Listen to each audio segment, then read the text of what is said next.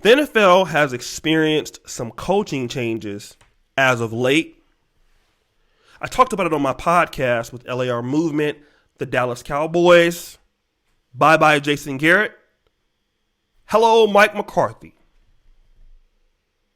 The Carolina Panthers and their new billionaire owner. Bye-bye Ron Rivera. And hello Matt Rule. Giants get rid of their coach. Hello Joe Judge. By the way, was the special teams coach and then wide receivers coach of the Patriots. Terrible receiving core unit, but you're now the head coach, all right? And then bye-bye Jay Gruden. Hello Ron Rivera in the Washington, Cleveland. Worst job you can take right now. It's still up for grabs. Terrible organization, terrible front office. I made a controversial comment why NFL coaches do not want to hire African-American coaches.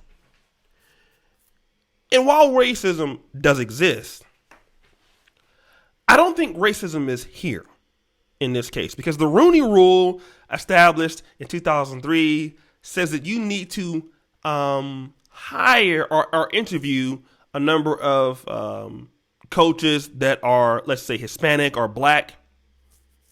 We have 3 minority coaches in the NFL. I think right now you have Mike Tomlin, you have the guy at Miami, and there's another person. But since that rule is being put into play, you still have 3 minority coaches in the NFL. So the rule hasn't changed anything. You just got more interviews. I have a theory why that is and why you don't see a lot of African-American coaches in the NFL. And it's not racism, okay? And I do know racism exists in sports. It definitely it exists in the NFL. But if I'm an owner and I have majority black players and I want to get the most out of these players, I need a coach that the black players are going to respect. And on average, by looking at the phenotype, if I had to take a pick on who black players are going to respect more as a coach, black or white, on average, a white coach is going to get more respect from black players than a black coach. So if I'm a white owner, immediately I know this. I know this because I understand these black players. Now this is going to sound kind of messed up from you, but if I'm an owner, I know where these black players come from for the most part. I know their situation. I've interviewed them in the NFL draft. I know their Wonderlic scores. And I can assess the mentality of these players, right? I mean, because everything is a social experiment. And billionaire owners will never admit this. But they know who they are dealing with, for the most part. And what you're dealing with is talented black athletes from broken homes. Guys who never had a father. Still looking for a father. And if I have a black candidate, and if I think that this player has the potential to slack off, I know that black coach on average, even though he's qualified, that player is not going to be as galvanized. That player is going to have more respect for a white coach. And that's why white NFL owners and other owners are always going to give a white coach the nod.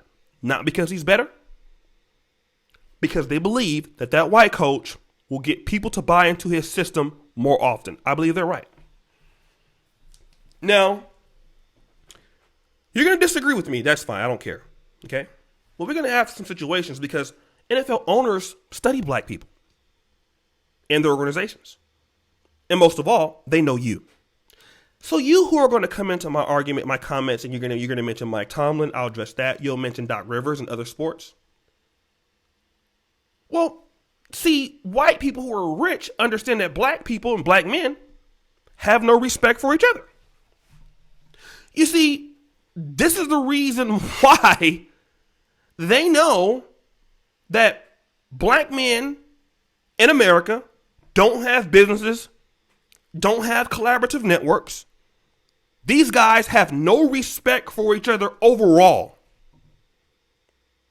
In their everyday life, they have no respect. It doesn't matter the class level.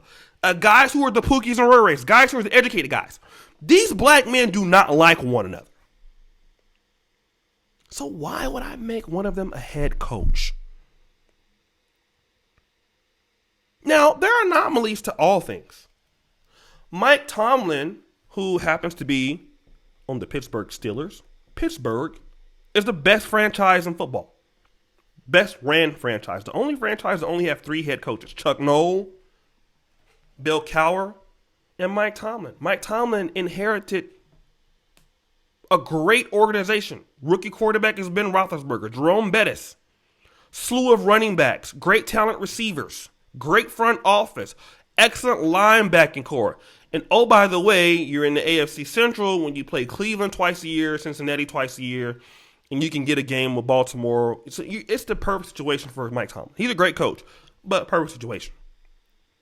I think Mike Tomlin's career would have been different if he would have inherited Arizona Cardinals or the Chargers. I wouldn't say the Chargers, but the Cardinals, the Dolphins. He'd be out of the league right now, okay? He'd be back coaching special teams somewhere. Tony Dungy, who did the work in Tampa Bay, was fired and inherited Indianapolis. By the way, who had Peyton Manning, okay? Let me go to this. Black men. Let me stop right here. Close your eyes and imagine the NFL full of Mexican players, Hispanic players. If the NFL had 80% Hispanic players, how many head coaches would be Hispanic? Okay. How many? Would it be 3, 2?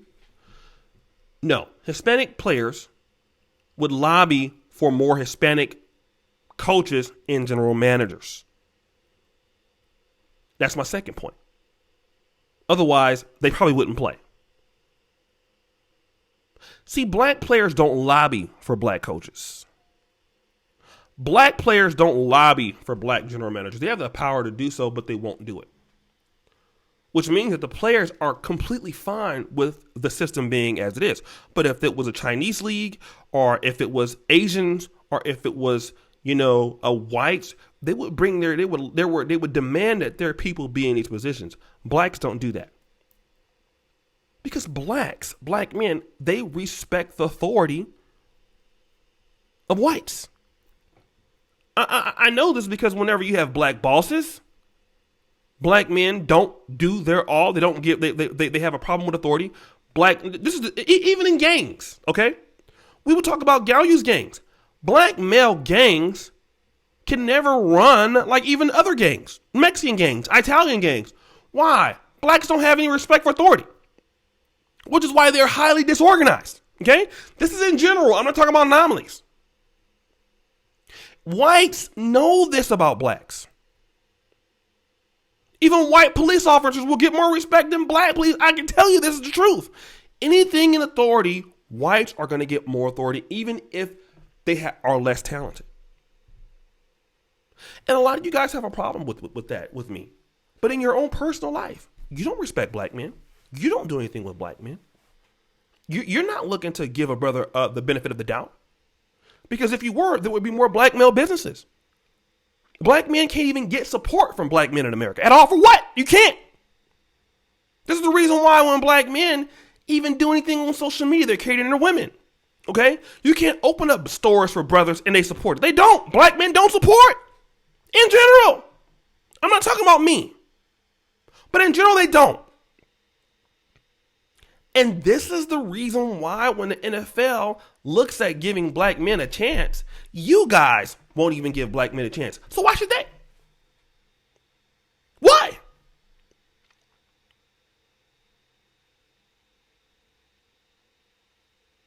You see, this video is a rude awakening to all of you black men out in black America. You can come on here, you can cry all you want. But see, the truth is the truth. It's staring you in the face. A lot of what's happening to qualified black candidates come from the behavior of black men in everyday life. See, if you want to see black coaches and black players and all of that, see, black men can change it themselves. Black NFL players can change it. Black college players can change it. But see, you're okay with how the system is where you are because you don't want to see another brother come up. And that's why you don't see black players, black coaches in the NFL. You don't see a lot of black coaches in the NBA. Black men are okay with the system is how it is. Because you hate to see other black men become successful and you hate taking authority from another brother. And everybody knows it. Whites know it. Blacks know it. Want to galvanize black men? Give him a white boss. He'll show up on time. Give him a black boss? He makes excuses. Go to a white business, he's going to pay the money. Black business, man, why are you charging so much? This is what happens. And the best way to typically deal with blacks in leadership is to give them whites. I mean, this is what happened when you have, for example, Alcorn State, I kid you not, could not win a national black college championship in Mississippi. So they hired a white coach. All of a sudden now, they go to the black college championship and win it. Just a few years ago. Same thing with Detroit. City of Detroit couldn't do nothing with black mayors. Get the white mayor,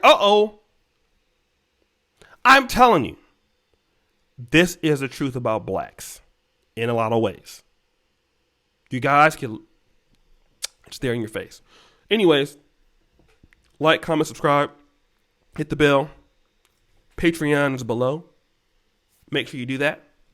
Check me out there. And as you know, the buffoonery remains at an all-time high.